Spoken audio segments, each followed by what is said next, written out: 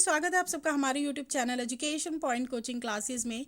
तो बच्चों, आज की इस वीडियो में हम करने वाले हैं क्लास 9th के सामाजिक विज्ञान की वर्कशीट नंबर 84, जो कि होने वाली है 10 फरवरी की। तो अगेन, निर्धनता एक चुनौती।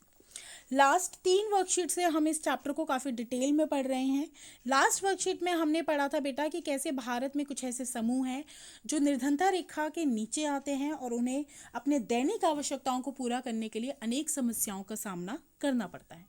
तो आज हम बात करेंगे राज्य स्तर पर कि भारत में अगर जितने भी राज्य हैं या जितने भी केंद्र शासित प्रदेश हैं, उनमें भी जो निर्धनता है वो समान नहीं है।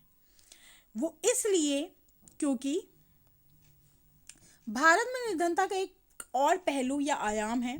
प्रत्येक राज्य में निर्धन लोगों का अनुपात भी एक समान नहीं है, क्योंकि देखो, कुछ देश राज्य डेवलप्ड हो गए हैं, कुछ राज्य डेवलप्ड नहीं हो पाए हैं।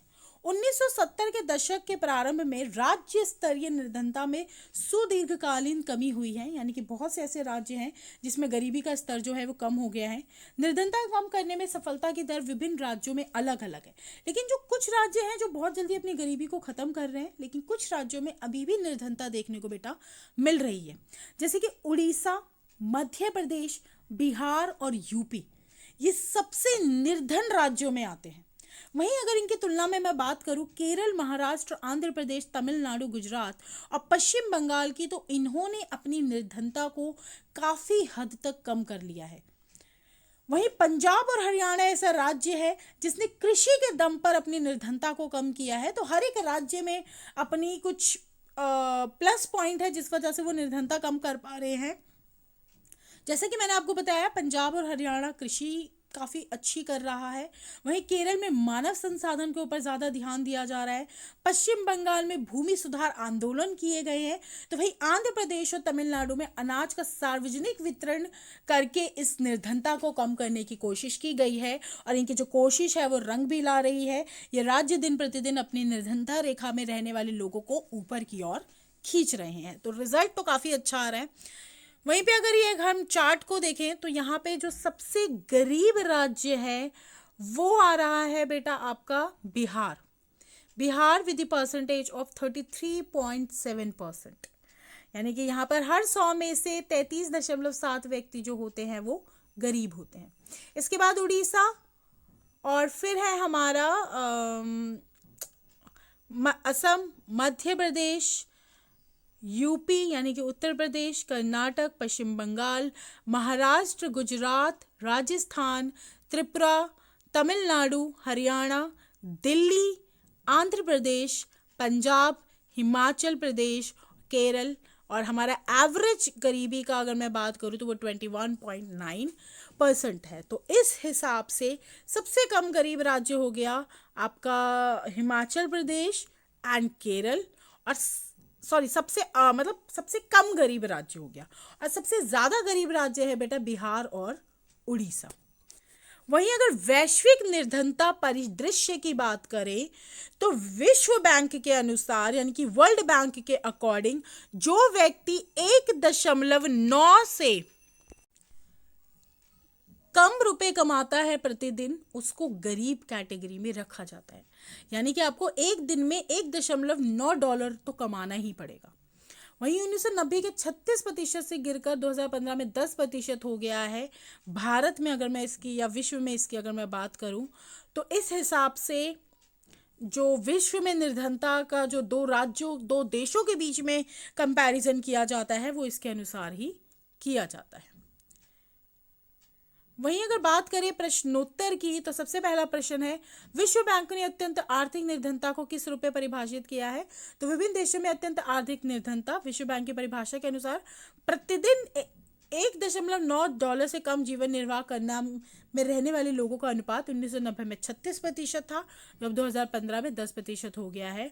तो इसके हिसाब से जो व्यक्ति $1.9 नहीं कमाता है वह गरीब है। प्रश्न दूसरा, अकॉर्डिंग टू विश्व बैंक, यहाँ पे विश्व बैंक की बात की जा रही है, कुछ भारतीय राज्यों में अन्य राज्यों की तुलना में उच्च निर्धनता अनुपात है, क्यों?